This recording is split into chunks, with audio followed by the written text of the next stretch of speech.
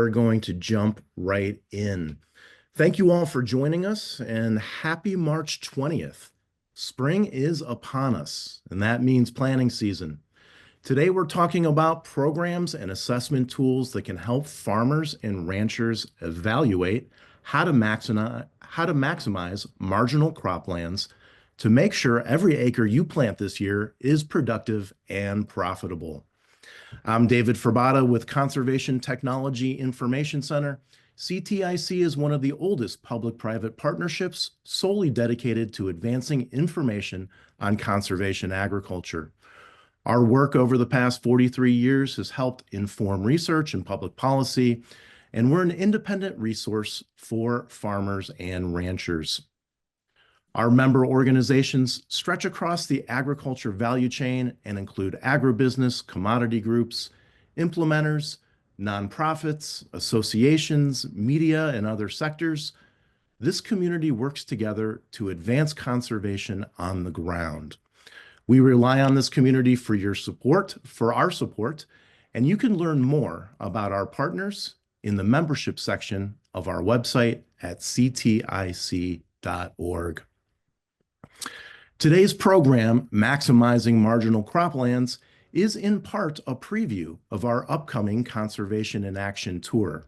Our 18th annual immersive on-farm event features multiple farm tours and behind-the-scenes industry stops, just in time for planting season, May 6 and 7 in Sioux Falls. As a thanks for registering for this webinar, we're going to go ahead and share a discount code at the end of our time today. So you can save $50 on registration.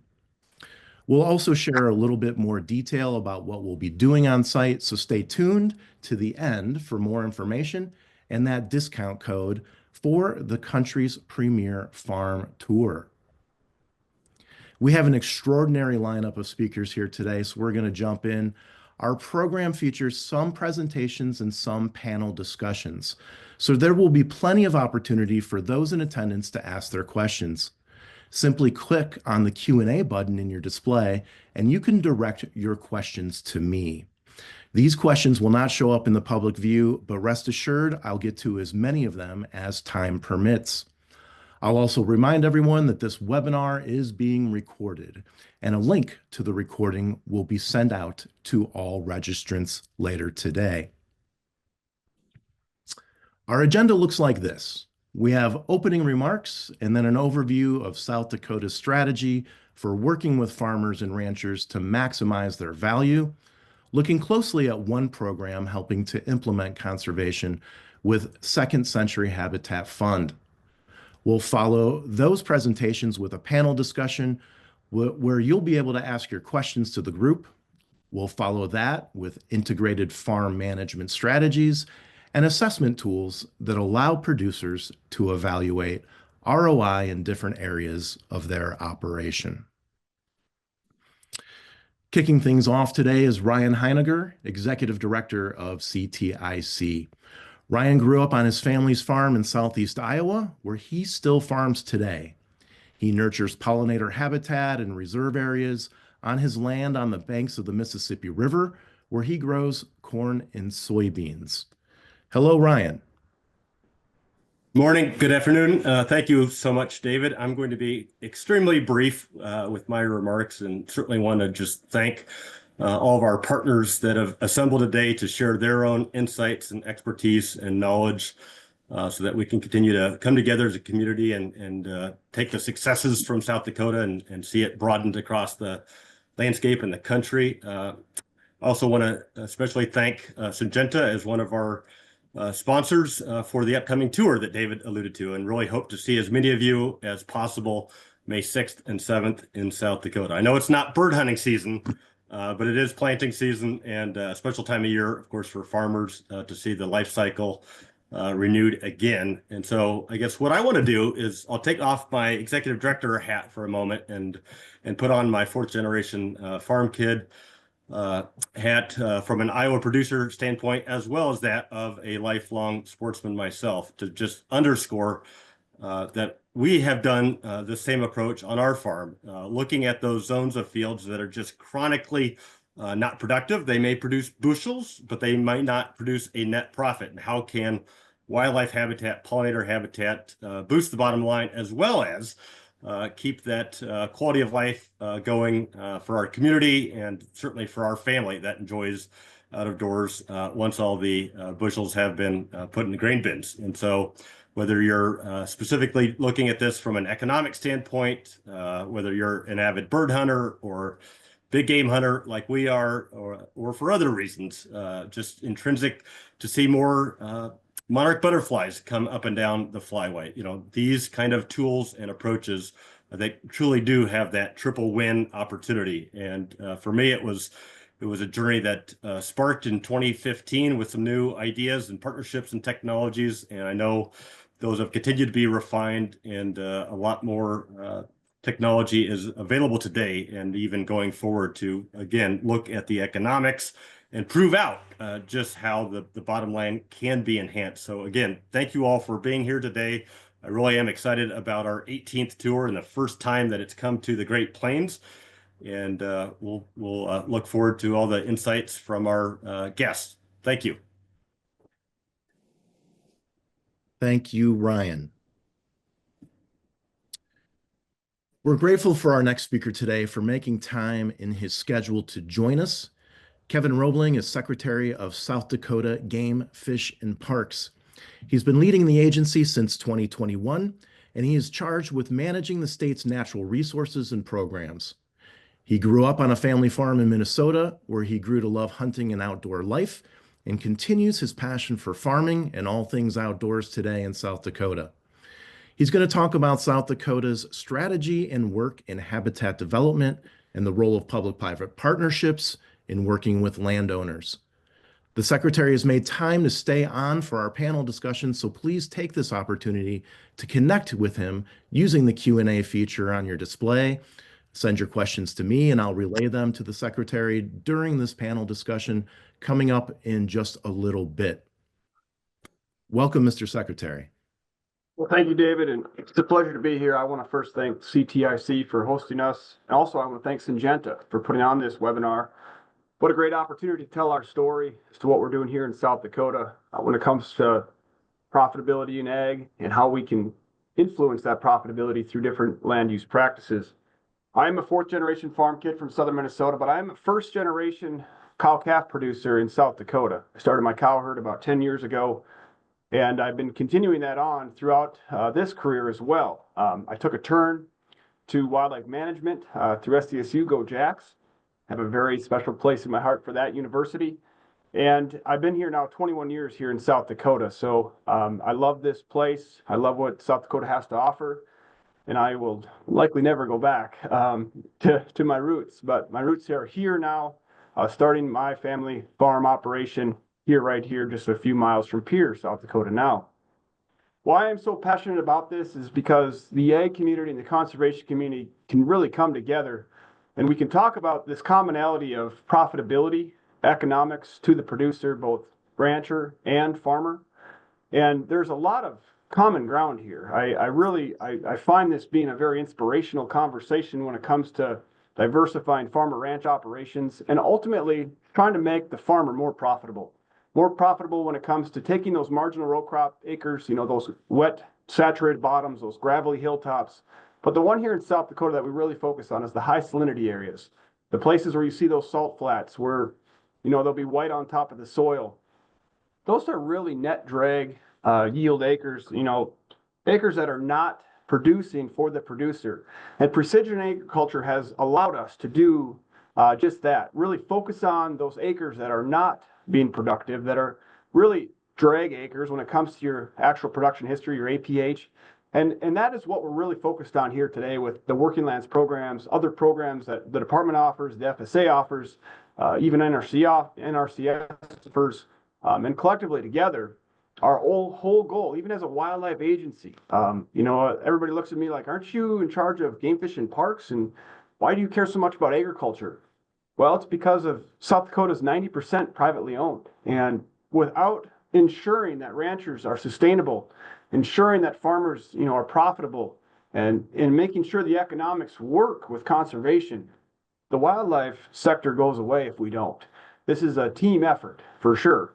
And profitability is the reason why farmers and ranchers make decisions. It's about the economics. So we focus on the economics here in South Dakota, especially on private property, and those private landowners that are looking for, one, diversifying their farm or ranch operations, but two, identifying, again, those net or yield drag acres, however you want to call them. I like to call them yield drags, because if you start looking at the precision ag data that we have at our fingertips with variable rate seeding, variable rate fertilizer, we know down to the acre exactly what type of yields we're seeing on every acre of that field. Now is the time. We have the abilities to do just that. Focus on those marginal acres, and then put those marginal acres back into, let's say, a conservation type program, a working lands program, a program that we can also run cows on, that we can also diversify the landscape, maybe put cover crops on it, which all of those things improve your soil health, will improve your overall yield down the road with those other acres that are still in production. And it really comes down to farming the best, conserving the rest mentality. And there is a place for this in the economics of it. I'm very excited. South Dakota is really adopting this model. There's a program called Every Acre Counts at South Dakota State University that is doing just that. It's quantifying essentially where these acres are in these farm fields, and looking at then if they were to be something different, grass or some sort of other conservation program or some sort of cover crop, what that means to your overall APH on that field and just overall profitability for that farm or ranch operation. So this is an exciting time. We're on the leading edge of this, and thanks to precision agriculture for allowing us to do this in a real larger magnified way. And I think that's the real opportunity area we have here today.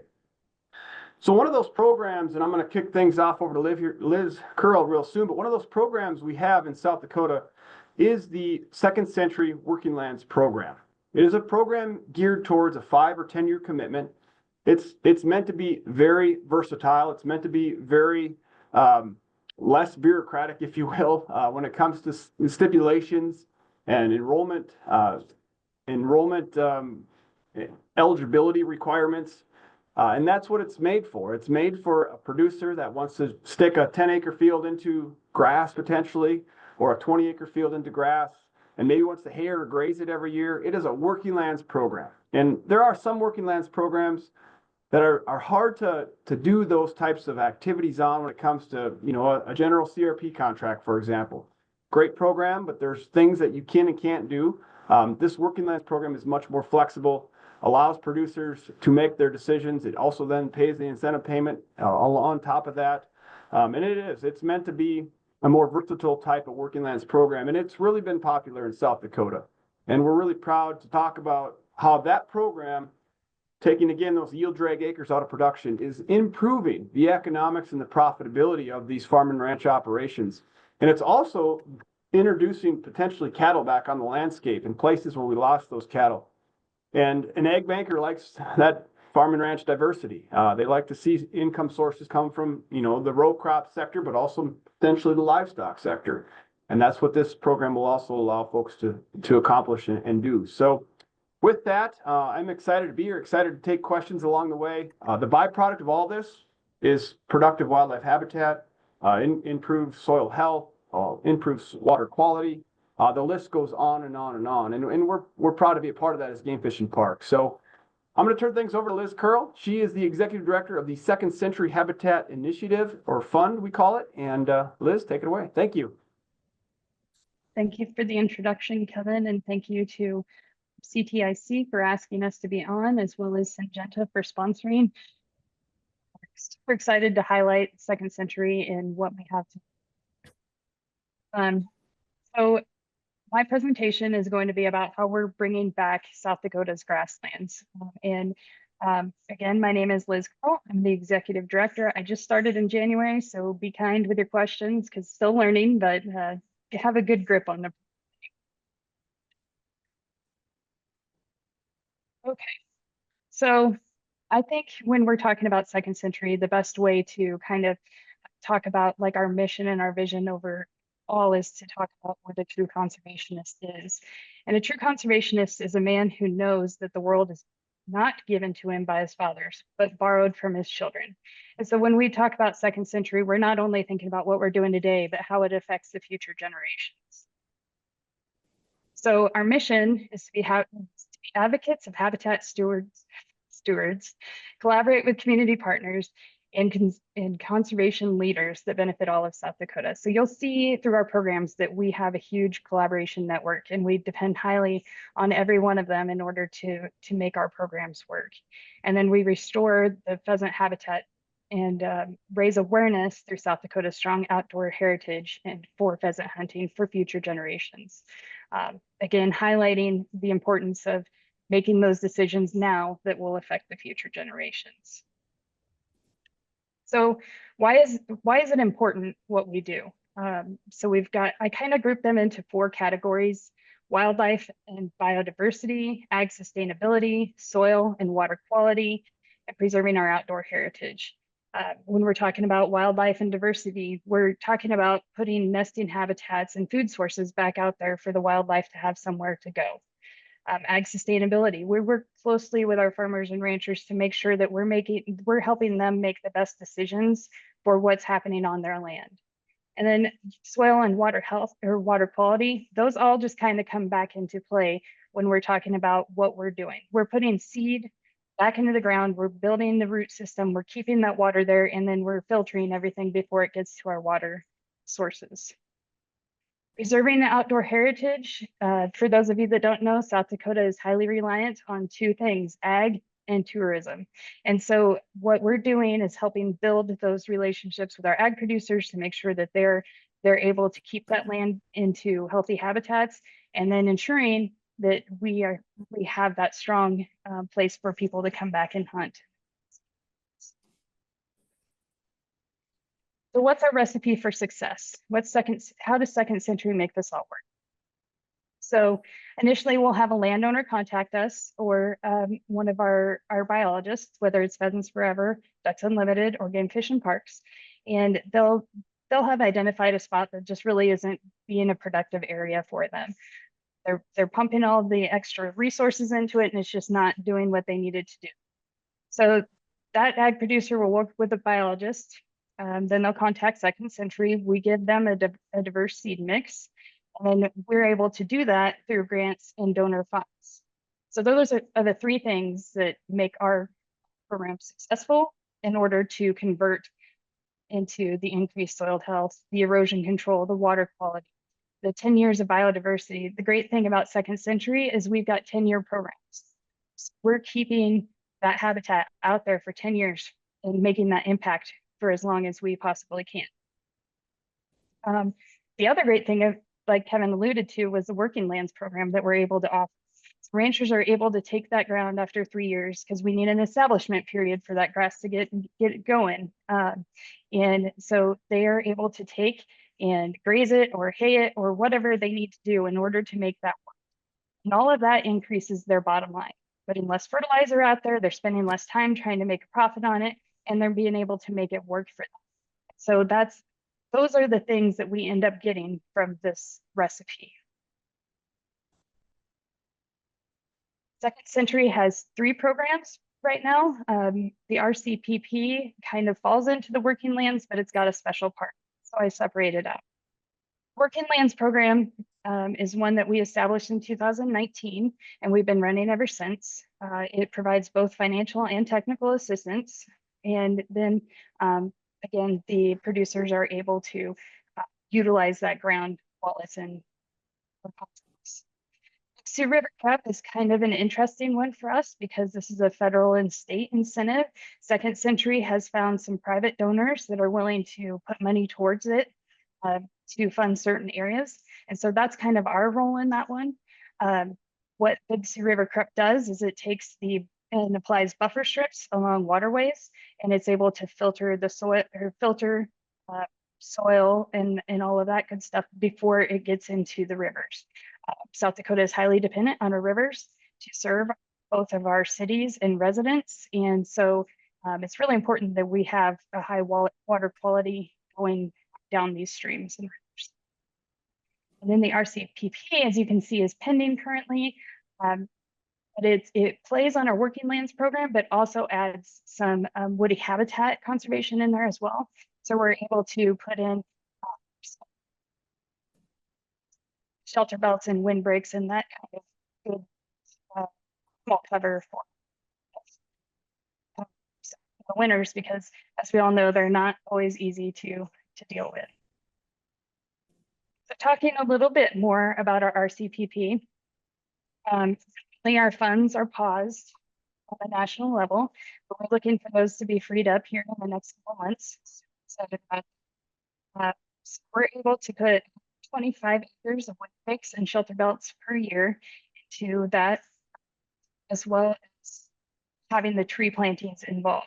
That's about $3 million worth of that. And then our grassland plantings, we're going to 10,000 plus acres for 5 years. So that will be about $3 million of that. All of that money and both of those programs goes back to the landowner to establish those acres. And then we have wildlife fencing. So we've taken all that time to put in those shelter belts and windbreaks, and now we need to make sure that nothing goes and tramples them or eats them before they get established. And so there's about 50 miles we'll be putting. Those are just Liz? like, yep. Liz, you're cutting out just a little bit. You might need to get closer to your microphone. Okay. Hopefully it's my earbuds, so I'm sorry. That's better. Okay, so those are like 3 buckets in the whole RCPP. But there's also some technical assistance, marketing, weed treatments, and so much more that's packed into it. So I'm really excited to get this one off the ground. Spring plantings obviously are a little bit delayed or non-existent for this year, but we're pushing for fall plantings in spring of next year. So our commitment to conservation, as you can see in 2019, we had about 2,600 acres enrolled, and we've had a really steady incline for our programs since then. This in 2024, we ended up with 11,000 total acres enrolled in our programs, which is great. But in 2025, with the help of the RCPP, as well as some National Fish and Wildlife grants, we're pushing for 18,000 this year. That's a great number. For those of you that are like, 18,000 isn't that much, it's awesome because we get to work with several landowners. So it goes anywhere from like 5 acres all the way up to a full section that you can enroll. And so if we've got 55 acres of plots, it takes a while to add up. And so with the RCPP, we've taken our 160 acre cap off, and we're able to offer more acres landowners to enroll at a time. And this is really where the collaboration magic happens. So I kind of wanted to show you guys how it all works out in the end. So a landowner will come to a biologist and have that conversation that they have a piece of ground that's just not doing what they want to do. And they're going to talk about different options. And whether it's a Pheasants Forever program, a Ducks Unlimited program, an NRCS program, or Second Century's program, Game Fish and Parks, we have awesome partners. But if they identify that Second Century is the one that they want to be enrolled in, then we can go ahead and start that process down. The biologist will reach out, the biologist and the landowner will reach out to NRCS and FSA to make sure that those acres are eligible to be enrolled. And then from there, they'll sign a contract that gets submitted to Second Century Habitat Fund. And then I have an awesome group of advisors of Ducks Unlimited, Pheasants Forever, NRCS staff, Game Fish and Park staff, and then my own board members. And they review these submitted contracts, and then they base them on criteria, how close they are to existing grasslands. If it's 5 or 10 year program that they want to enroll in, if there's several different criteria that they need to evaluate, and they'll take those ones that have the most impact and they'll approve those. So then after that's done, it comes back to me. I send the order out to the seed company. according to their soil type. So we have a saline mix, and then we have a East River mix and a West River mix. And South Dakota is divided by two by the Missouri River. We've got East River, West River, and West River's best, but you know, that's just my personal preference. But so then that seed gets shipped directly to the landowner. We're trying to make this program as easy as we can on the landowner. The landowner puts it in the ground. The biologist goes back and has some conversations about how it's establishing, anything that they can do. And then that's kind of how that whole process wraps up for first year. Biologists will follow up in following years, make sure everything's looking good, and we'll make decisions based on how it looks. All of this can't be done, however, without our partners and our donors. So part of my job is to go out and find funding, whether it's grants or whether it's private donors, and we're able to make this program happen because of them. We just got this one yesterday, and I thought it was really fun to try to include. So Steve Almos is a landowner of ours. He enrolled his acres in 2020. He planted 15.4 acres in a remote farm that had poor fertility and was very weedy. He said he had a beautiful stand of different grasses that did a great job of choking out all the weeds, even the nasty thistle patches. There's a healthy population of deer, pheasants, turkeys that are making sanctuary from the coyotes in his area. And so that really just highlights the fact that what we're doing is making a difference, even if it's on 15.4 acres. He would highly recommend this program to anyone that has an odd piece of farm or ranch that they don't know what to do with. And again, I just wanted to highlight the importance of partnerships. Collaboration drives conservation success. So you can see at the top, those are all of our partners. Millborn Seeds has been an amazing partner for giving us discounts when it comes to putting the seed in the ground. But we also rely on private donors such as Syngenta and Yeti to make our programs really stretch every dollar to put more habitat on the landscape. With that, that's all I have. If you're interested in partnering or donating, please reach out and I would be more than happy to have that conversation.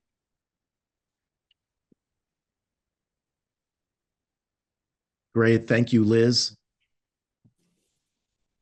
Next, we're going to welcome the boots on the ground part of what we're talking about here in this discussion.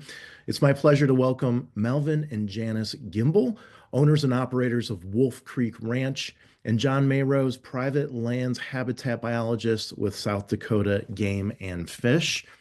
Hello, all, and welcome.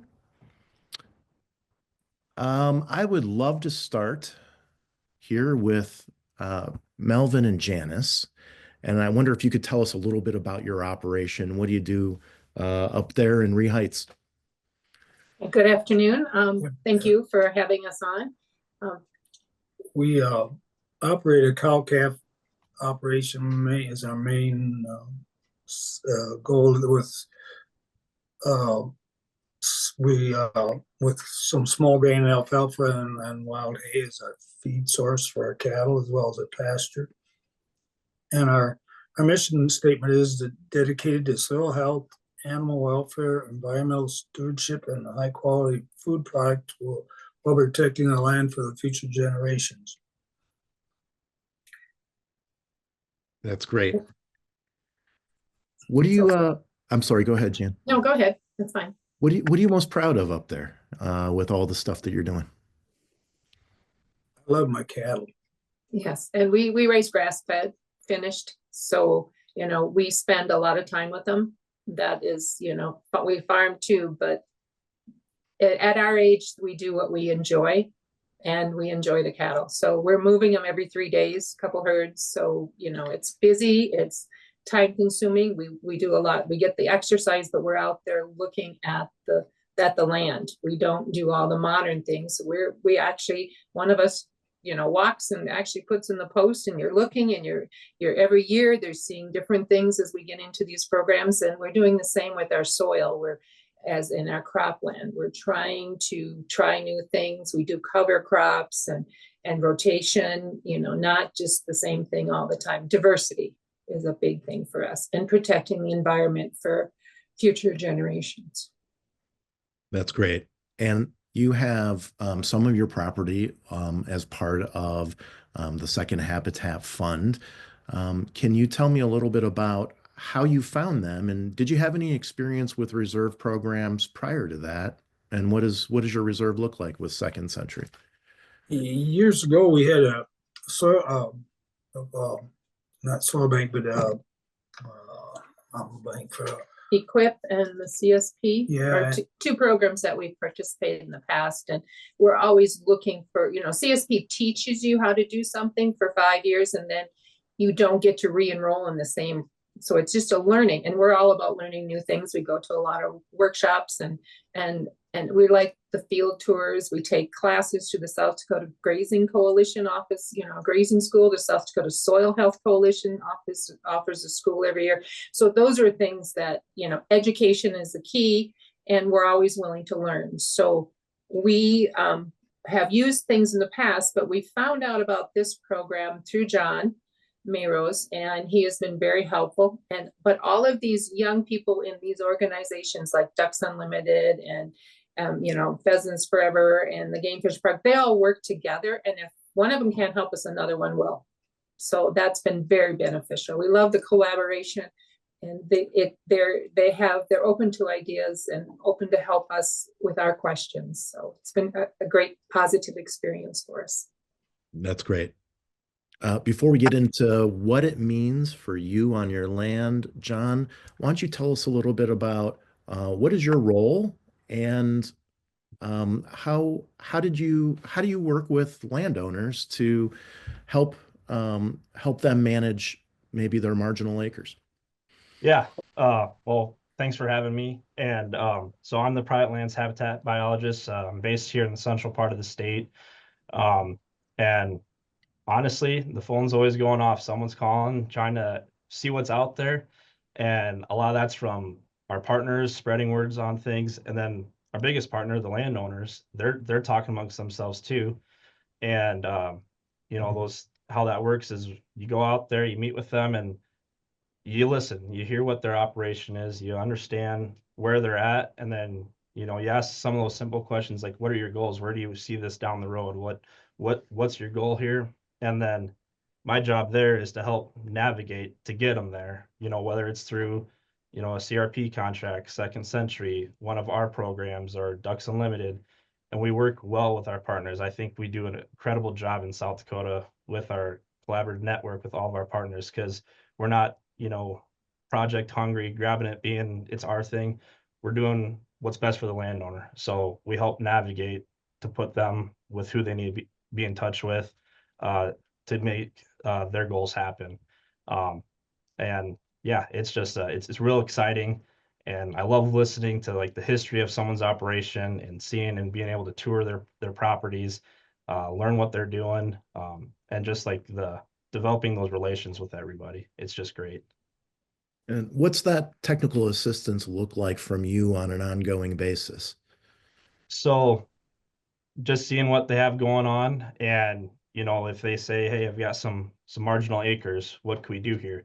So they're explaining to me what's going on. I'm starting to think, you know, could it fit this program or this program? And that can give them like a brief summary and let the landowner figure out, you know, what they want to do. Or I could help say, you know, I think this is going to be the best fit going forward. It doesn't happen overnight. It's a lot of conversations, a lot of sit down meetings and tours.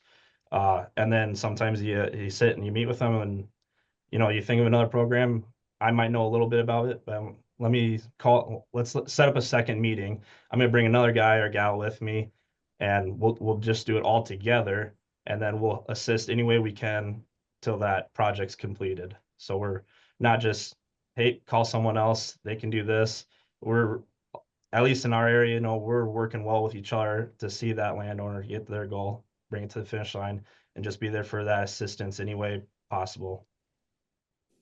So Mel and Jan, what's how do you interpret, this technical assistance? How do you evaluate all of the different programs out there? What are some of the criteria you use and who helps do that? Oh, that's.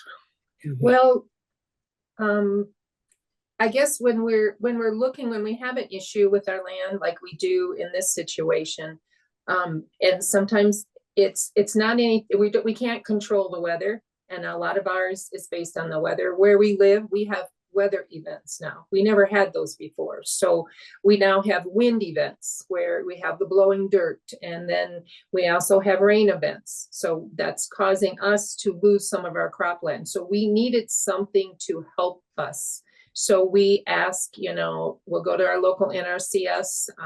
We will ask, everyone that we can. We go to a lot of these workshops and things, and we meet people, and then so they'll, like he said, suggest someone else. John said, suggest someone else to help us, and so it's a like he said, it's a collaboration, and it's wonderful to have access to so many things to help each one of us individually, because we are an hour from what Liz talked about, the river dividing East and West River. We're an hour away, so we are not like it is on the eastern part of the state, and we're not like it is on the western part. We're a mix of the two. So we have, and they accommodate that, they work with us, and that's awesome. So once you've selected a program, what benefits are you noticing on your land, on your farm? How do you gauge whether or not this makes sense for you financially, agronomically, and all of the considerations you have to make? We've seen a lot in our environment for the wildlife is increasing with the more we get involved with this, and that's, of course, there's some financial help too, because some of these acres aren't producing nothing, and it helps with that. So, and I'm sorry. We're about balancing the soil, so it's out of balance when there's when we have too much rain, and it doesn't filter into the soil. So we live on gumbo, which is, when there's a rain event of 4 inches, it's mud. You're sliding everywhere. It's just crazy weather. I grew up on sand, so this is totally different for me. So it's an adjustment. So we have to do things that allow us to conserve that moisture when we do get it, and this is a program that helps with that. So that's something we look at. We only get 18 inches of rainfall a year, so we want to keep all of that we can on our property, and not have it water erosion to someone else or have their water coming into us. So, and you're in a drought right now, so that's become even more critical. Yep. Yes. We've been dry. We were wet last spring, prevent planting, unable to do a good haying season all summer. And then come August, the faucet was turned off, and we've had nothing since then. So we are moderate drought D1 and D2 drought north and south of us. So 30 miles each way. So we're praying for moisture. That's great. It's an important part of this. I do see a couple questions starting to pop in from the audience. I'd like to remind everyone to please feel free to ask questions of the folks we have here. Kevin, I wonder if we can pivot for one question to you and just talk about this network of private land biologists you have. You talked about, the 90% of South Dakota being owned by private. And it being, a necessary tool for you to help get conservation on the ground. Talk about, some of that technical assistance that's out there and what it means for producers and what that dynamic looks like. Yeah, I appreciate that question. So probably about 5 years ago, when I first became the secretary, I realized we're going to move the needle. We're going to need more resources to help with that initiative, that effort. And we had 4 private lands biologists before that time. So we tripled that number. We now have 12. I repurposed positions within the agency to do more of what John's doing, meeting with producers, building those relationships, knocking on doors, having coffee with these folks, and understanding farm and ranch operations. and it's paid big dividends. Not only do we have 12 private lands biologists, but we have a habitat army is what I call it, of partners. Pheasants Forever, we employ about 18 farm bill biologists across the state, and there's another 10 Pheasants Forever biologists that also work on private lands as well. There's a whole army of habitat folks that are somewhat paid for from the Department of Game Fish and Parks, but are housed under Pheasants Forever. We have a whole bunch of partners within DU. We have a bunch of partners with the ag sector as well, NRCS, FSA. This is a all-encompassing hands on deck. And I was just at a conference in Kentucky with all 50 state directors or secretaries, whatever you want to call them, that are in charge of their game and fish agencies. And I had this very conversation of how we need to make sure farmers and ranchers are sustainable and profitable moving forward. Otherwise, the wildlife conversation will get lost. And this is really true with ranching in general. The grasslands are a fast declining biome. We're concerned about that part, but if the rancher's not profitable, there's no reason to continue that business. So we look at a lot of ways then we can diversify, increase profitability. And our partners are critical in this. And it also, the ag communities, South Dakota Cattlemen's Association, Grassland Initiative, folks that are 100% egg producers are seeing this as well. And it is so awesome to see. South Dakota is leading that conversation, when it comes to working collaboratively across the aisle. And it's refreshing to see then the benefits of this, just like that quote Liz said from that producer that just sent that to us yesterday. That's exactly what we're after. And as word spreads, that'll continue. But the whole foundation of all of this is economics. It is economically viable to those, the folks that we work with. That's our number one goal. And if we can increase their economics or their profitability with inserting some sort of working lands or conservation type program, it's a win-win-win for South Dakota, South Dakota's egg producers, South Dakota's wildlife, South Dakota's tourism industry, hunting in general. We're the highest per capita state for hunters in the country. 24% of South Dakotans hunt. That's higher than anywhere else in the country when it comes to per capita. We're proud of that. We want to continue that. But we can't continue that without the help from our egg producers. And we really understand that and recognize that. And we're proud to be a part of that. We're going to hear from Jimmy Huddle a little later about some different tools that are used to help evaluate lands.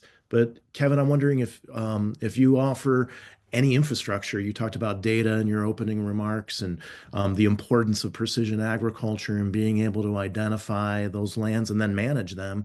Are there tools that are available, and what does that look like in South Dakota or in other places? Yeah, so the analytics software is really booming right now. We're starting to see analytics software when it comes to analyzing every single acre of that field through variable rate fertilizer seeding. The yield monitors and combines are getting very sophisticated, very accurate. We can get down to that very acre. And then we incorporate the environmental factors with that data, the moisture that we receive. What is Mother Nature throwing us for heat days, as far as how much heat are we getting on that corn and those beans. Those are all things that are going to play in yield production. So we put all that data together, and every acre counts is doing exactly that. And then what we see, though, through time is commodity markets ebb and flow, as we all know they do. Corn goes up, corn goes down, and it's a very common thing. As those commodity markets dive, let's say row crop commodities, that's where the conservation conversation and the working lands conversation increases the productivity and economics of that farm or ranch. I would say $4.80 corn or $5 corn or below, it's likely time to review that entire field, look for those yield drag acres. Anything over $5.50, $6 corn, you can pencil that a little better, and with your production yields and those sorts of things. Same can be said about the cattle market. I mean, right now we're in a very good cattle market time of our lives, and putting cows in the landscape is very profitable. Now, getting into cows right now is harder said than done, because you're going to have to buy in, which is obviously a very expensive endeavor at the moment. But we all know that cattle market's going to come right back down. Corn market's going to go right back up. And as we ride these ebbs and flows with the commodities, that's where we got to get creative with identifying where that economic boost, that economic stimulant can really happen. And that's where the working lands component, the profitability of taking those marginal row crops, especially those high salinity acres or those wet saturated bottoms or those gravelly hilltops, those are what we're really trying to identify. That's great. Thank you. Mel and Jan, you obviously are very dedicated to this whole farm management practices, and this is somewhat coming from the audience as a question, this holistic resource management, this whole farm practice. When you were with the CSP program, for example, you had a whole farm management plan. And I'm wondering, what recommendations would you give other farmers? What are the first steps to help them evaluate all of their acres? And how did you do it?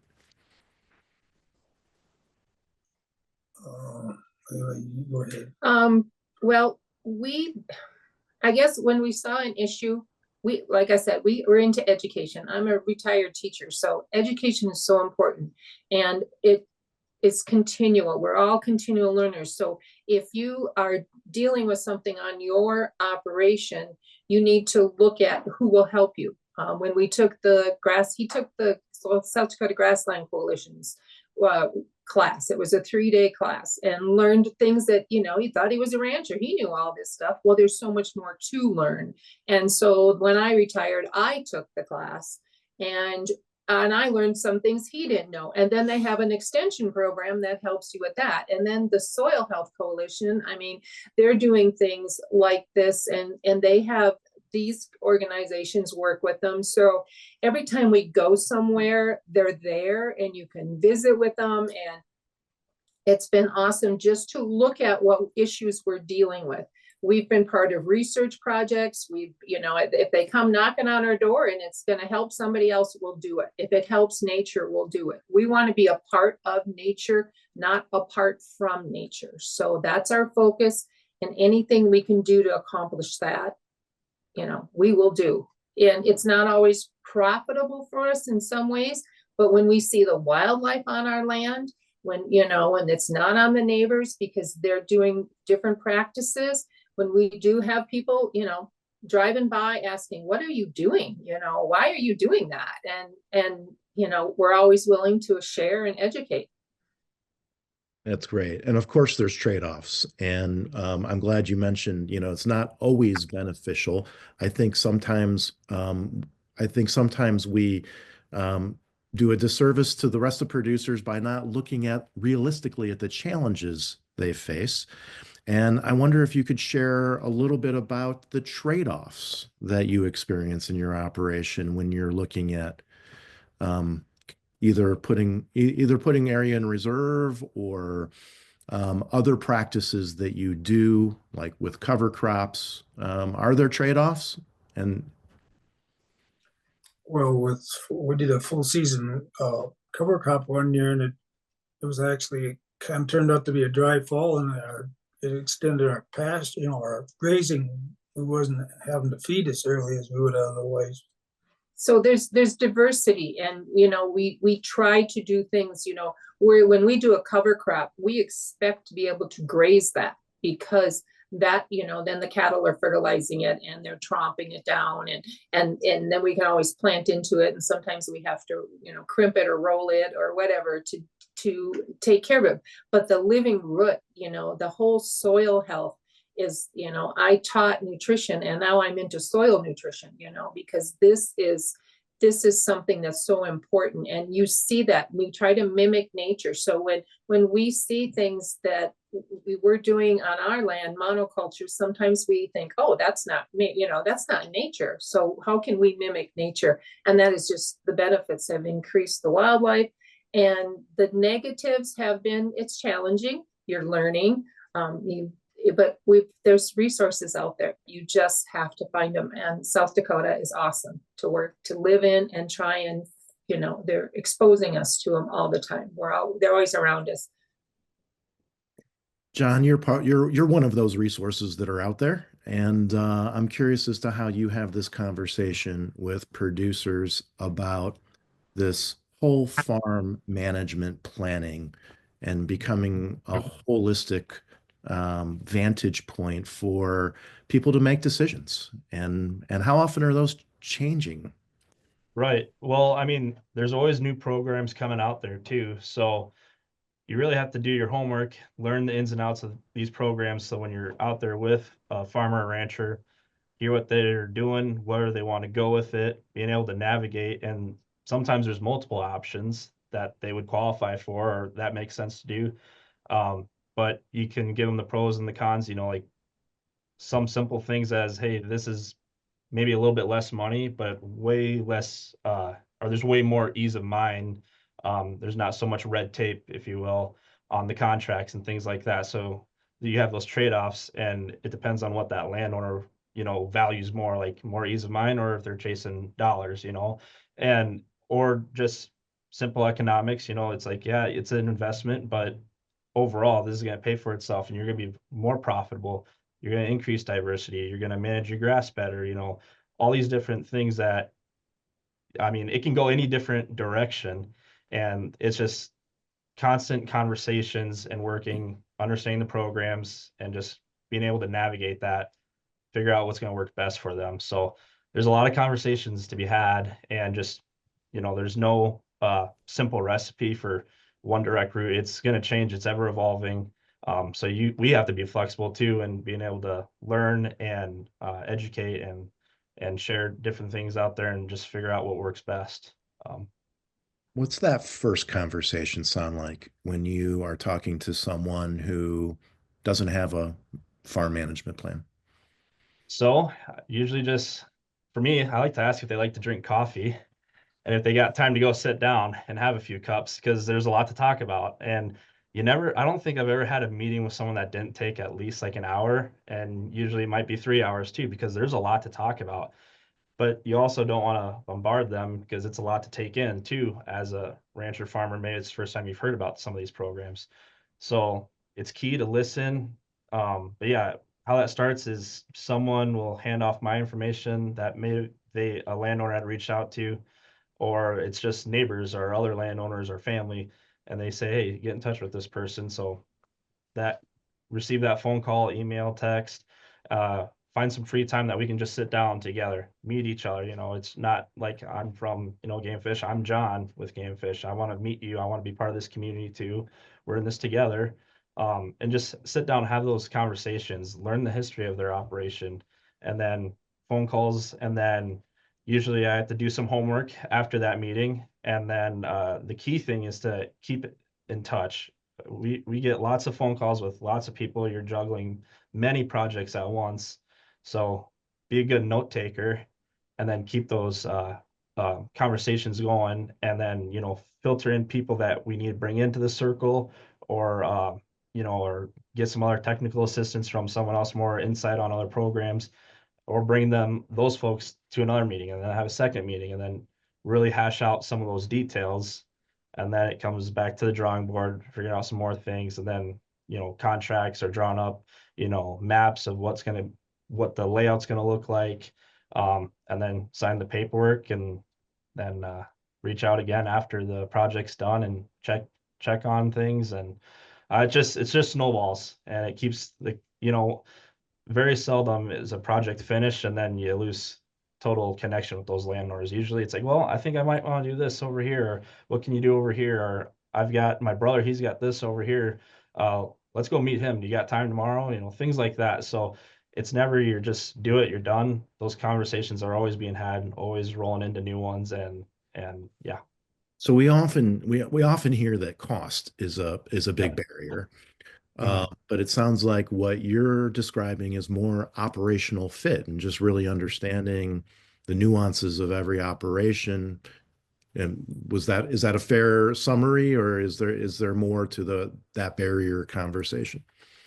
I mean, that's accurate. And then also during these conversations, we will throw estimate cost out there. So we have some tools in our toolbox that, you know, from year to year, depending on what prices are, that we can say, this is, you know, the estimated cost. This is what you can expect from us or this program, versus, you know, what the landowner's input cost is to get going. It's not always 100%, but we try to be as close as possible, just so you can plan. You know, it might not happen this year, but we're planning for next year, so we can get those estimates. And things change and costs might go up, but, you know, we try to be as close as we can, just so it's not a big shock, you know. So Great. We just have about 5 more minutes left in this portion of this panel. So if you have questions for Kevin, Elizabeth, John, Melvin, and Janice, please do chime in. We'd love to hear from you. We've already got a couple that we have answered in some degree. So thank you for those who have dropped their questions in here. Elizabeth, I'm curious to know how many farmers you're serving on those 18,000 acres you have, and why has there been that level of success for you? Yeah, so currently I think we have 124 landowners that are enrolled in our programs. I think that we have an excellent level of success because we have a great network that we work with. Word of mouth goes a long ways in what we do. So whether it's Melvin and Janice going out and talking with someone, or whether it's John having a conversation with someone, we have a great network that builds on itself. Yeah, that's great. Jan and Mel, I would love to hear a little bit about more why you're doing what you do. I know you sound very passionate about your investment and mirroring nature. You had mentioned your son Johannes is also part of your operation, and I wonder how much does the next generation factor into what you're doing, and what's a new farmer's perspective from the next generation who's coming up? Our son wasn't able to be here. He's a truck driver because in this world, the next generation has to have an off-farm income of some sort until we totally retire, and we're not ready at that phase. We're in the transition phase. So as a truck driver, he hauls a lot of ag-related things, and he sees a lot of different operations. So he brings back a lot of ideas to us, whether it's, oh, you should see this field so-and-so had and what they've done. And this is a program they're involved in. So it's been really good for him to be more open to things. So we want to set him up so he can continue his trucking. He loves it, but he also loves to be on the farm and ranch. So in the future, he will come back and just, if we do take some of the marginal land out, then it'll be in a program where he won't have to do very much with it. We're trying to cut our workload down for him so he can do what he enjoys, but also so that our land goes and stays in agriculture. It's not, it's used. It's not in, things that it will be something that the farming continues and the cattle grazing continues in the future. And he is open to that. And he said the changes that he has seen with mostly the weather has, the droughts and the windstorms and the rain events. He said that has changed so much. He's 30 years old. He said that's, changed the way we look at things. But he has the same passion for nutrition and the soil health, and he sees a lot, but he's coming back. But in their viewpoint, he also wants to protect nature, and he helps us when he can.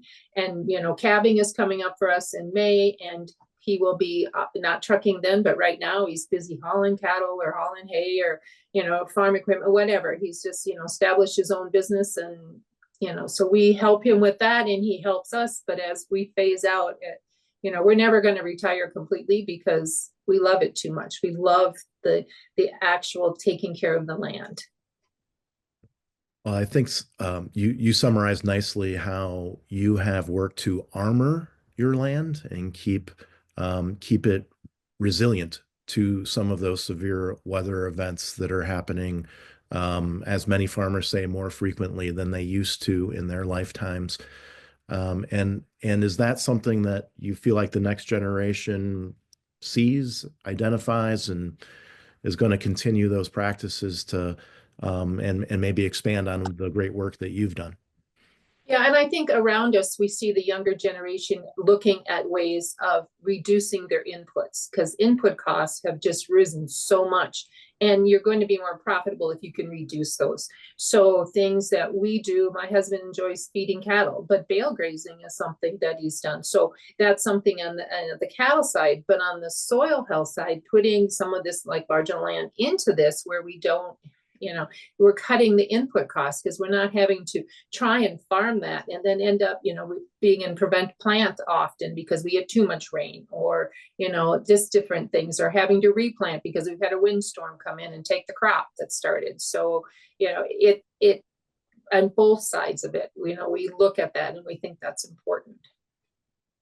That's great. Mr. Secretary, I am happy to give you the last word here. What's our takeaway? What are we talking about? Not enough. No, I think this has been a good conversation. There's probably some more intensive row croppers on the call and they're maybe thinking about how this applies to them. And there's definitely, there's 2 seasons in South Dakota, and I said this earlier to you, but we're either in a drought or preparing for the next one. It doesn't seem like that's always the case, but here in at least 2/3 of South Dakota, that is the case. And maybe not so much in Iowa or Minnesota. Minnesota got 34 inches of rain at my dad's farm, and they had way too much rain. And dealing with those saturated bottoms, he's still farming. He's 70 years old. He'll never quit. And those are the types of conversations then that we need to have as far as putting people like John Mayros at their kitchen table and talking about, all right, if you're getting tired of trying to make those 10 acres work, let's put it into something different. Let's look at some alternatives. Let's look at how we can change those marginal acres, those yield drag acres, and get your APHs up, because that's the whole goal of production agriculture, is to increase those APHs and ensure then that you're maximizing your profits with your inputs. And there is a place for this type of conversation to happen in Iowa and Minnesota and Nebraska. My father-in-law now, he's a big farmer down by Albert Lea, Minnesota. Some of the most productive farm ground in America, really. And convincing him to take land out of row crop can be very hard, but I've done it. And I've done it through the analytics and looking at, essentially what his drag yield is. And once you identify those acres, and that's key, identifying those acres and then finding ways to increase your overall income through different means has been beneficial. And I got his son to get into cattle. So now on top of essentially putting some grass out there, they're running on corn stalks, they're grazing a little more, and that's that whole diversification of that farm. And that is in Albert Lea, Minnesota, which you don't see a lot of cattle there anymore, but it is definitely increasing then the overall economics of that farm in particular. So those are the types of exciting conversations we all want to be a part of, and that we're seeing take off here in South Dakota and in other places of the country as well. So this isn't just a Midwest conversation, and I hope we didn't frame it that way, or just a South Dakota conversation. This is something we can apply in Kansas, Nebraska, Iowa, even where they're getting 250, 280 bushel corn on a regular basis. And that's something we still can look at and make the egg producer, more profitable by just looking at the analytics and figuring out where those drag acres are. So yeah, great conversation. It's exciting, and we're excited to work with all the folks here in South Dakota and across this country. I'm going to keep talking about this and probably until I'm no longer in this position, or maybe even past this. But it's exciting because having the conservation community wrap their arms around this and being partners with agriculture and not fighting agriculture, we need more of that. And it's very rewarding once we get to that point, and we've gotten to that point here in South Dakota. It's a great ending note to look at that database decision making, look at different regional variations and GeoFit. Thank you, all of you, for this great discussion as we continue these conversations. I hope everyone pulled away a couple nuggets they can use in other places. Melvin, Janice, Elizabeth, Kevin, John, thank you so much for your time, your insights, and I know there's a couple questions we might not have gotten to, and we'll just I'll try to connect you with those folks and get those questions answered individually, and we can follow up and continue this conversation offline. Thank you. Thanks. Thank you. We're going to shift gears just a little bit and explore something we talk about a lot here at CTIC, and a very important contributor to habitat development and biodiversity, which is conservation tillage systems in their many forms. There are unique challenges in many of them, and in South Dakota and the surrounding regions, especially due to the droughts we just discussed, due to soil types, these systems require integrated chemical programs to be successful and to engineer the needed resiliency to abiotic stresses that producers are searching for. Here to talk about that today is Mary Sudden-Carruthers and Aaron Croman with Syngenta. We thank Syngenta for sponsoring this webinar as part of their sponsorship of the Conservation in Action Tour. We'll pause for questions for Mary Sudden and Aaron after their segment, so please submit your questions in the Q&A feature and we'll answer them live. Welcome, Mary Sudden. Thank you very much, David. And greetings, everyone. Happy first day of spring. I'm going to reiterate that David kicked us off with. I also want to thank, of course, Janice and Melvin, Wolf Creek Ranch, for their willingness to come on and sort of discuss their journey. And also thanks to Kevin and Liz and John for working to bring all those great resources to bear for farmers and ranchers to help them meet their management and sustainability goals. And finally, thank you to Ryan Heiniger, CTIC, for hosting and promoting this webinar and giving a chance for folks to sort of voice their questions and sort of share some of their challenges that they might have. So as, let's see, I'm going to share here my 2 whole slides with everyone.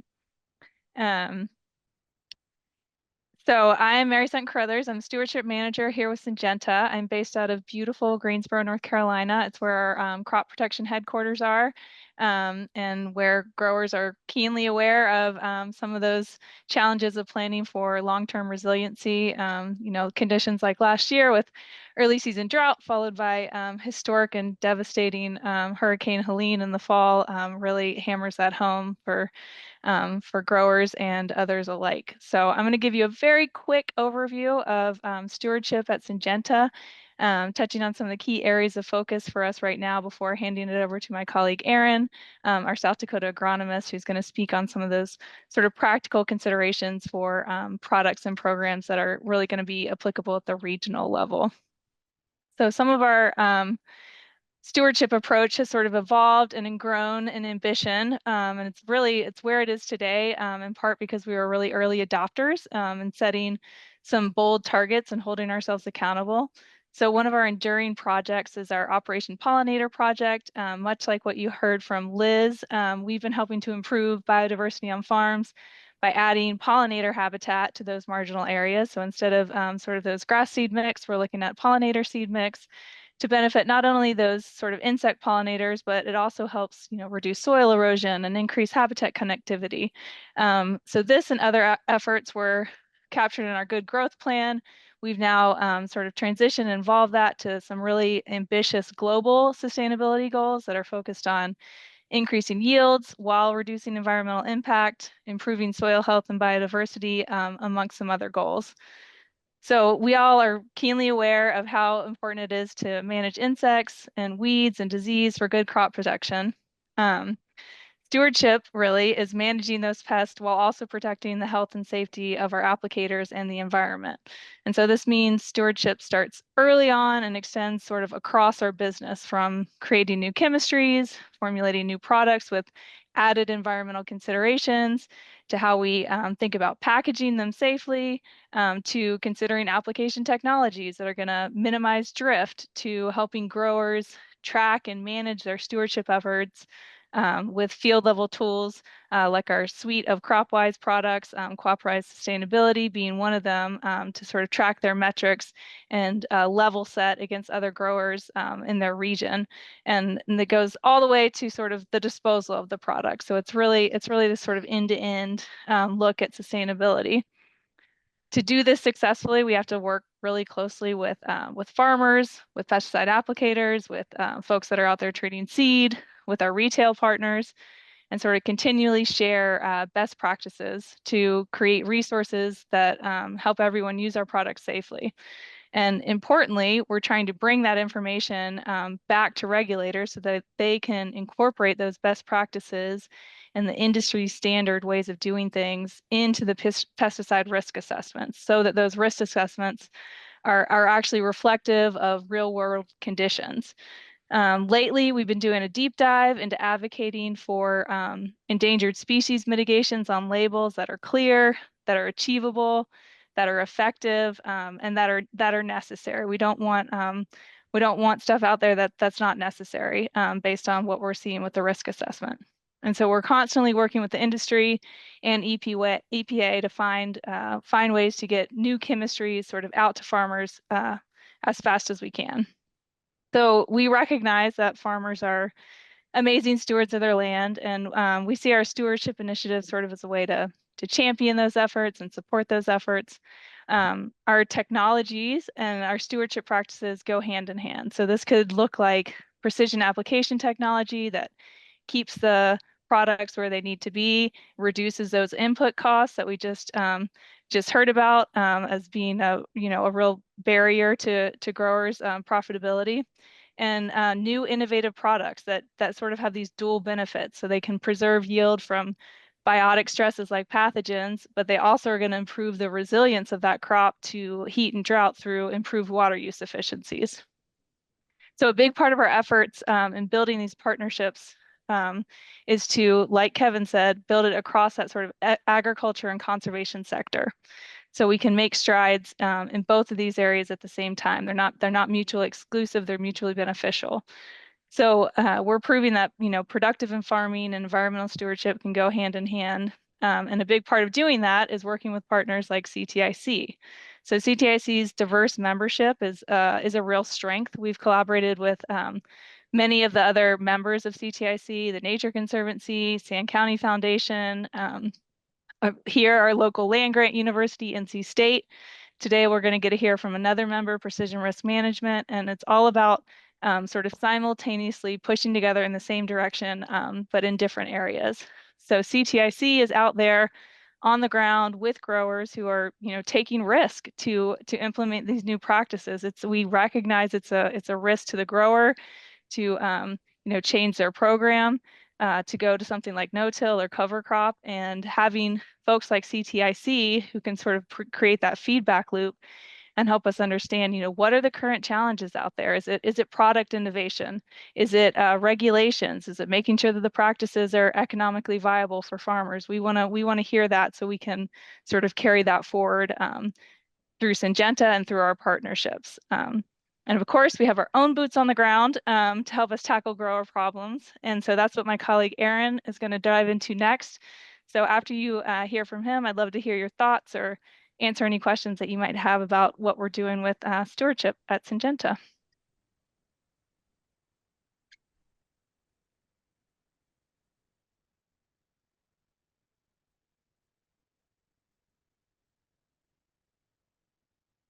Hi, good afternoon. I guess is my screen showing up okay? Yes, you're not in presenter mode. Okay. If that matters to you. Whoops.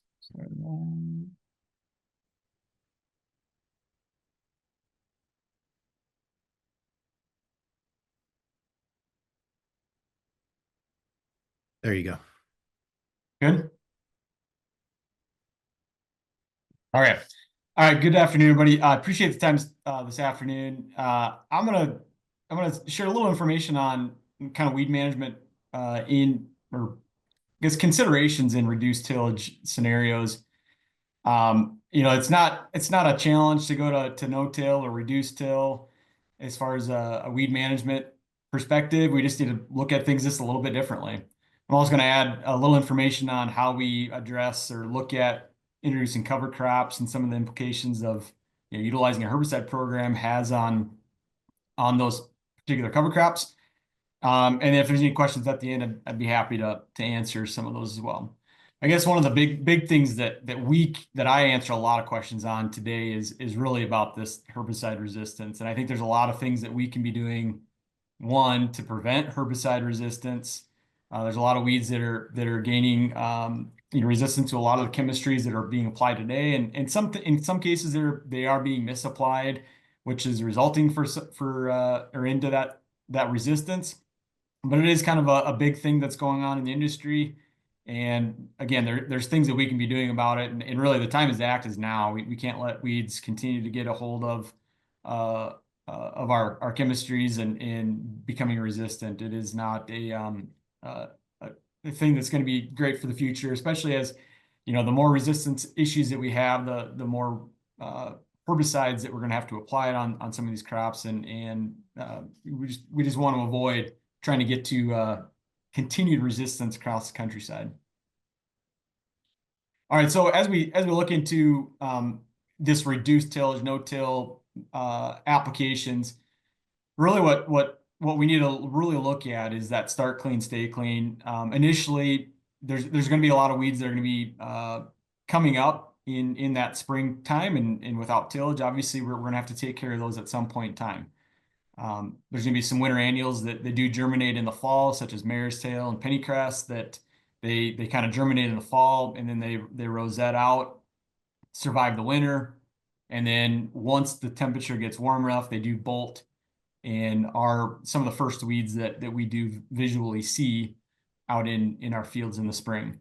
Additionally, there's some some annuals that do I'd consider early risers. They get out of the ground pretty quick. Those weeds would be like kochia, lamb's quarter, that do come out of the ground fairly quickly and likely are going to be emerged prior to planting time for most growers. In some cases, there are some perennial weeds that do favor, unfortunately, reduced or no-till, and that's going to be weeds like field bindweed, Canada thistle, and dandelion. Just because of the way their structures are, they rhizome out underneath the ground. They have very deep penetrating roots, and they are very difficult to control in both settings, whether you're doing conventional tillage or reduced tillage. But in a reduced tillage format, that fall application is likely going to be your best bet. After the first frost, pulling in like a dicamba 2,4-D or some type of an auxin product, it'll pull down those weeds or pull down AI, active ingredient, into those weed root structures. And that's probably the most effective time to eliminate those problem weeds. Unfortunately, tillage actually will make these worse. If you do have a patch that does come up into a particular field, tillage may make this worse because as they rhizome out, they do form buds, and you could be just propagating the plant for them. One thing we do want to utilize is residual program, ideally in a 2-pass setting. We know that there's going to be weeds that are late emergers as well. Water hemp is probably the biggest concern across South Dakota in a row crop growing area. But there's also cockaburs and other pigweed species as well that do take hold. One of the things that we like to recommend as part of this, resistance management practices is utilizing diverse management. Crop rotation is going to be kind of the first one that we recommend, making sure that we get multiple types of plants out on that field. They have different interactions with the soil. They're going to have different interactions with weeds. And then we're also applying different chemistries on those weeds as well. And so they do see a difference among chemical groups. One of the big things that we're trying to ask growers to do and utilize is cover crops. It is a really good add to any herbicide management program. If you think through it, if we're getting a cover crop down in the fall, we're likely going to potentially snuff out or weed out some of those perennial weeds. We'll likely see the elimination of some of those spring winter annuals or the annuals that do pop up in the spring as well. So that competition is going to be really good for weed management in general. And really any diverse management practice that helps the crop outcompete the weed is going to be an ideal setup to help us get through any weeds that could potentially compete with the crop. So cover crops are a really good add to any scenario. One thing that we do want, I guess, ultimately, is never let a weed go to seed. They do have pretty big implications for the crop in general, and I'll share that here in a little bit. But let's talk through a little bit about how do we follow our herbicide program with a cover crop, because our herbicides out today are really good at killing weeds, and unfortunately, they're probably very good at killing cover crops as well. So how do we get through that? One of the main breakdown of any herbicide on the market today is going to be primarily microbial. So we do need some moisture. Unfortunately, in South Dakota, we don't necessarily get moisture when we want it. And so that is something to consider. As we get moisture, microbes break down the herbicides and kind of eliminate them out of the soil. We do have soil interactions as well. So whether you have coarse textured or light textured soil, you're going to have some differences in how herbicides hang up in any particular soil.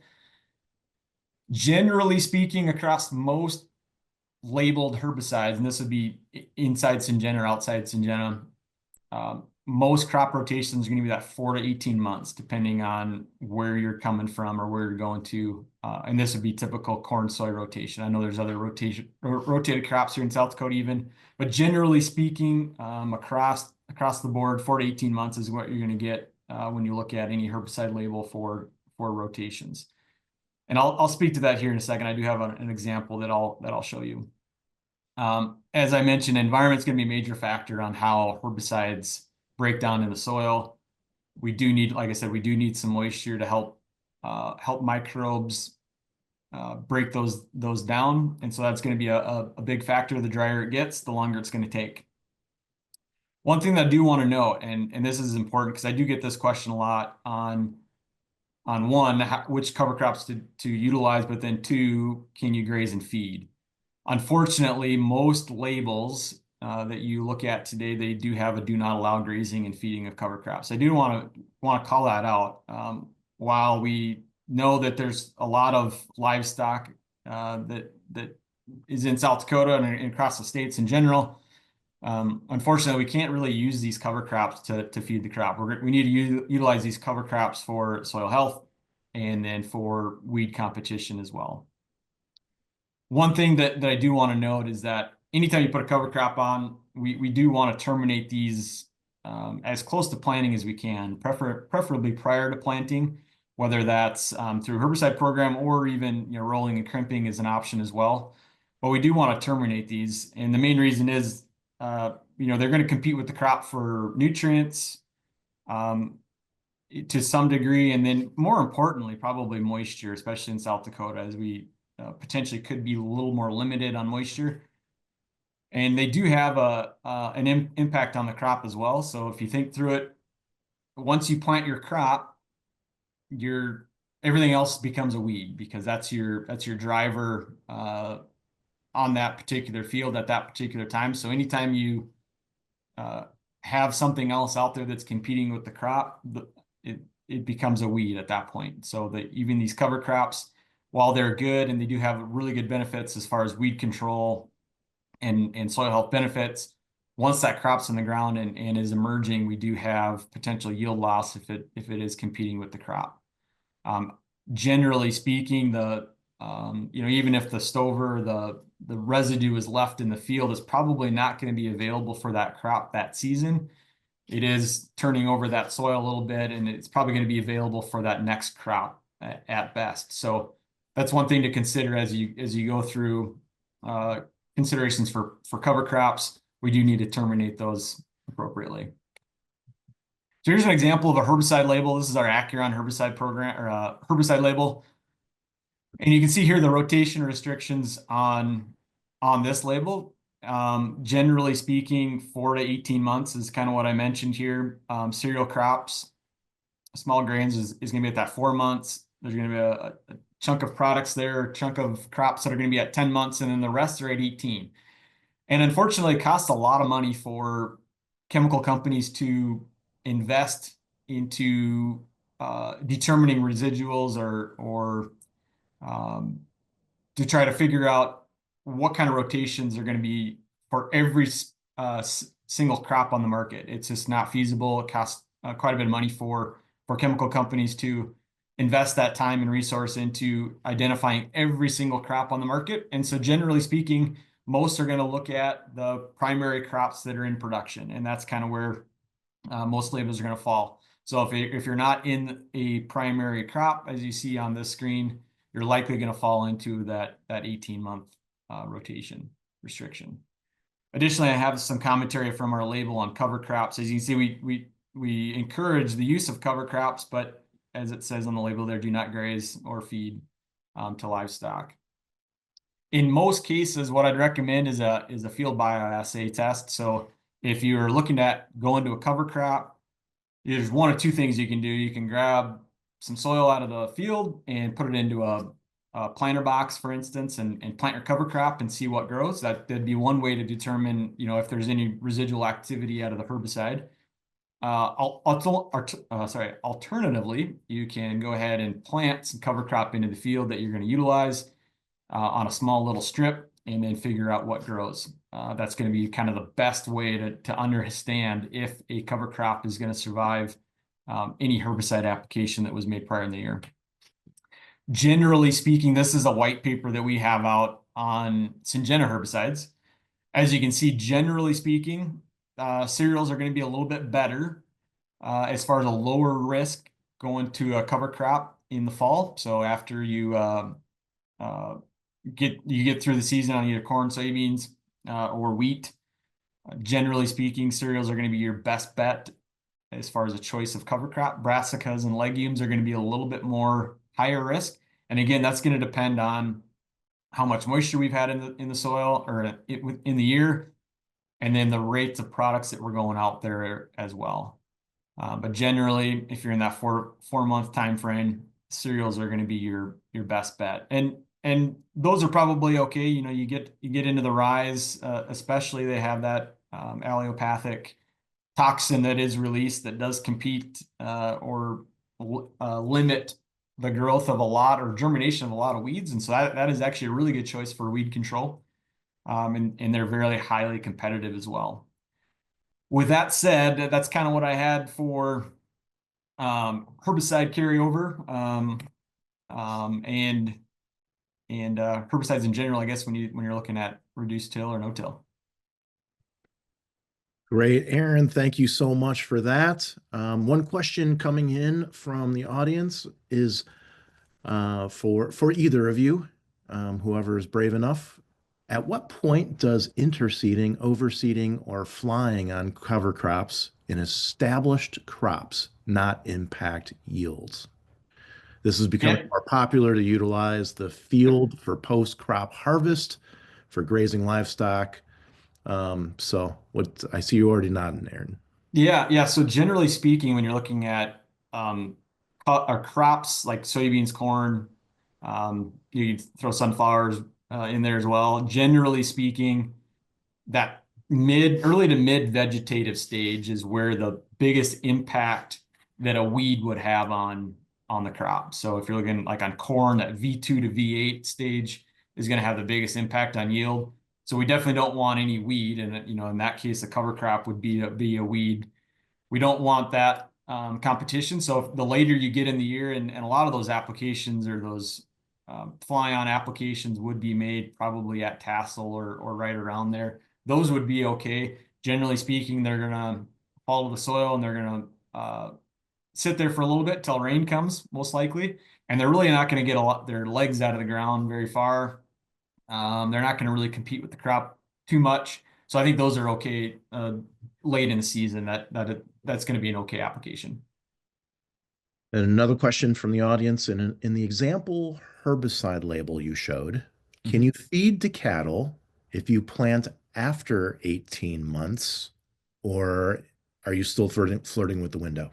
Yeah, as long as you follow the rotation restriction label, you're okay. So like if you're going to wheat after corn, or another, I guess, cereal crop, oats, for instance, you can apply or that becomes your next crop at that point. So that would be okay.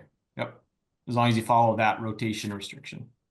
Great, thank you. And just to wrap things up, where can we find more resources like this to help instruct our application timing, our tillage, our planting timing, and all the things that we're managing now to integrate these programs?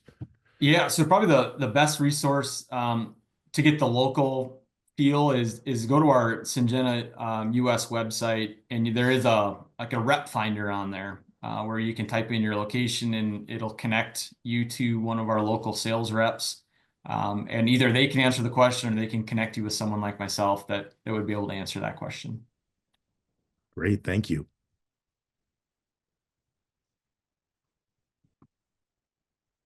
All right. Our final presenter today is discussing management tools for profitability. How do landowners make the decisions on their farms and ranches on how to best use their acres for different pursuits that contribute to a holistically profitable operation? Here to talk more about data management tools and how they apply to land use is Jimmy Huddle with Precision Risk Management. Welcome, Jimmy. Yes, thank you, David. And thank you, CTIC and the presenters we've had on. This has been a great call. I want to apologize to you guys today. You're getting the B team. Kristen Weber was supposed to come on. She's our data strategy manager. But I'm going to cover for her. And the good news is she's put together a video to really go into depth on what we're talking about with risk and return and managing your acres. But before we get into that, a quick introduction about who Precision Risk Management is. So we're one of 12 authorized insurance providers in the nation, so crop insurance providers. We're locally owned and Midwest operated. We take a lot of pride in that. Our flagship office is out of Sioux Falls. And then we've got field offices, Volga, South Dakota, North Dakota, kind of all over where our agents are. So we can go to the next one there, David. So what makes us different from other insurance providers out there? You guys know the rain and hails, the NAUs, everyone else out there. What makes us a little bit different is we had a different idea. We wanted to go directly to the American farmer. We wanted to directly serve the American farmer. So what we do is we, the authorized insurance provider, go directly to the grower. So essentially what we're doing is we're eliminating the middleman or the insulation between the insurance company and the boots on the ground, the farmer. So you probably say, you know, what does that mean for me? What does that do? Well, in crop insurance, it's the same price across the board. It's all federally regulated. So there's no discounts, anything like that. But what we've done is by taking out that middleman, we've been able to kind of invest back into the grower. And one way we've invested back into the grower is that precision data technology that we're talking about. So we can flip to the next slide, David. So I think Secretary Roebling talked about it earlier, APHs. You know, APHs are the heartbeat of a crop insurance policy. If you don't have a good APH, it impacts your policy. So we started with this precision thought process of how do we make sure we're getting the most accurate APHs to the policy? Instead of certifying, you know, 100 acres in a field, we're going to certify 93 acres because that's what was actually planted, not what the FSA field was. So in doing so, those APHs go up. And what we also noticed when doing precision data too, we're able to move quite a bit quicker with processing claims, PP, revenue losses, because we have that data right at the tip of our fingertips. A lot of times before the machinery is even put back in the shed, we might know that there's a claim on a policy. So that's been really strategic in our operation with it. And one point I want to drive home on the precision data side is the data is only as good as the data is. So that's where our precision kind of separates us as well too. Any of our any of our growers have a precision data specialist that helps them set everything up to make sure what they're recording is accurate, is sound, boundaries are good.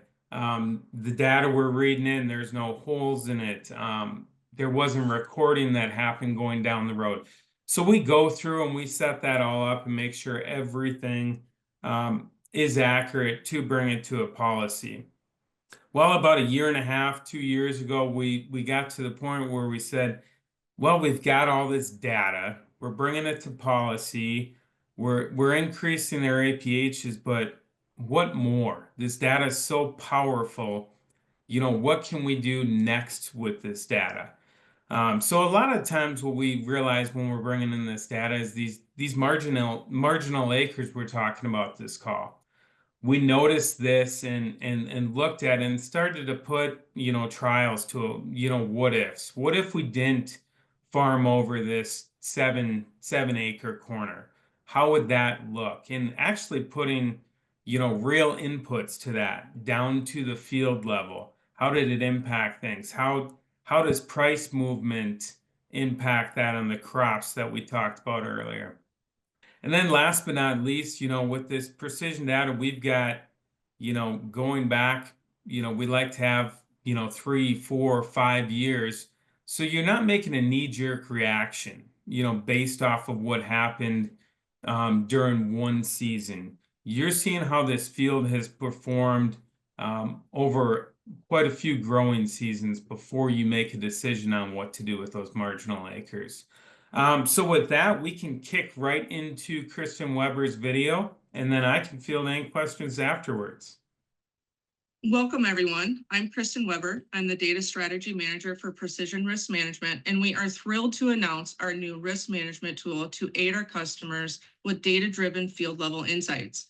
Throughout the season, choices are made for crop insurance coverage. From seed varieties to biological applications, you are making choices of how you protect your investments and boost the potential return for that crop. Spreadsheets are great for calculating overall profitability, but they can only provide you a small glimpse into your data. With PRM's exclusive precision-focused analysis, we can put the input cost numbers to the yield map. So you basically see on every acre how your operation performed to make informed decisions going forward. Actionable insights from your precision data. Let me show you what insights PRM can provide with our risk and return analysis. The business summary report gives you a clean overview by crop of your operation for the year. It allows you to quickly gauge each field's financial health for the year. It highlights fields where adjustments may need to be made to improve the return on investment and profitability. This report can also be used to benchmark year over year how these fields rank. Is there consistency of the bottom field performers? Are there areas within the field that never break even? Can you reduce expenses or increase yield to get to the green, or is it time to try a different crop or conservation program? These are all questions our analysis can help you answer to push your APH and cover your risk with your insurance plan. With this level of financial planning using your data, finding the exact insurance coverage level that fits your operation gets a lot easier. The financial performance summary is like your field's report card. It creates a visual deep dive into the financial breakdown of profitability and break-evens. Looking at the summary in the upper right corner, it shows the basic parameters everyone always looks at within a field: yield, price, expense, and profit. What the performance summary does, it takes it to the next level of information, giving you insights into every acre of the field. The acreage opportunity ratio identifies what percentage of the field is not profitable, while also showing the working capital opportunity of how much is spent while not returning a positive ROI. The bottom two maps are break-even maps, representing the acreage opportunity ratio percentage. These maps give ranges of how much yield needs to be increased or how much expense needs reduced to get back to zero. Knowing these numbers helps plan to improve APH, reduce expenses, and increase profit. Taking a closer look at the summary and the profit map of the 125 acres planted and harvested, it shows 46% of the field is at break even or a loss, and over $49,000 was spent on those acres. Like the description, what is the opportunity for these acres? Looking at the graph on the right, it shows that 25% of the field is at break even up to $100 per acre loss, which takes us next to the break-even maps. These identify specific areas for expense reduction and yield increase needed for better returns. The break-even maps drill down to the potential for this field. On 44% of the 46% loss areas, the yield either needs to increase by 0 to 13 bushels or expenses need to be reduced from $0 to $60. With variable rate applications, this could very well be possible to adjust for in the future. By collaborating closely with our customers, we can fine-tune these maps to reflect exact input costs and overlay the variable rate seeding and fertilizer maps to give an exact picture of how those tools are benefiting your bottom line. Why does this matter for crop insurance? PRM insures your risk. With the risk and return analysis, we can now take your risk management plan to the next level, digging into each field with your data on the policy to fine-tune plans and coverage to help your farm be more resilient for the future. And what do we need from you? The process for the producer is simple. Because we will be reporting your acreage and production with precision data, we have most of the information we need to start the analysis. What needs to be provided is the cost per acre and market price. And as I mentioned before, PRM can customize the analysis to the customer's needs by layering in variable rate maps for seed and fertilizer. The more data in, the more detailed and holistic view of the operation we can provide. PRM is looking forward to providing our policyholders with a deeper understanding of their field's performance, leading to optimized input use, improved profitability, enhanced decision-making, and long-term sustainability. The risk and return analysis is free as part of your risk management plan with Precision Risk Management. Contact one of our advisors with any questions you may have about how this can help your operation. Great. Thank you, Jimmy. And so glad Kristen could join us in some way, shape, or form. Just out of observation of time here, if there are any questions, please send them to me and I can help connect you with Jimmy, Kristen, and the rest of the PRM team. And I know for sure that everyone holding onto this call is just waiting for this coupon code that I am going to share for our event. Again, thank you so much for the half of you who have held on to the bitter end. And you can see more about our Conservation in Action Tour at ctic.tour/org. And you can get a discount on that registration code with Tour Webinar SD once you get to the registration page. I'll also be following up with all of you via email so that you'll be able to have that at your disposal if you missed it here. Just a real quick preview. We have multiple farm stops planned, including the award-winning Stiffvater farm. It's an integrated cow-calf operation and row crop operation featuring really diverse rotations. This is going to be a really great farm tour, and we're finalizing others as well. We've got a biofuels deep dive where you can see the future of biofuels with Poet slated for May 6th. This is a limited capacity tour. We're getting real close to our limits. So if you have any interest, you're going to want to register sooner rather than later. The ethanol market has never been more important to American producers, especially now with shifting trade patterns that could affect that demand center even more. And we're going to stop at the U.S. Geological Survey Earth Resource Observation Center, also called EROS. This is handling our Landsat 8 and 9 satellites that we're using to do imaging around the planet. What we're going to do is look at land use change in South Dakota, learn about the tools, using this as a tool to help manage land and severe weather events, and get a glimpse into the future with predictive modeling of habitat and biodiversity. That concludes our program today. Thank you to everyone who joined us. And we will look forward to the possibility of seeing you in person May 6 and 7, Sioux Falls. Happy spring, everyone, and have a great rest of your day.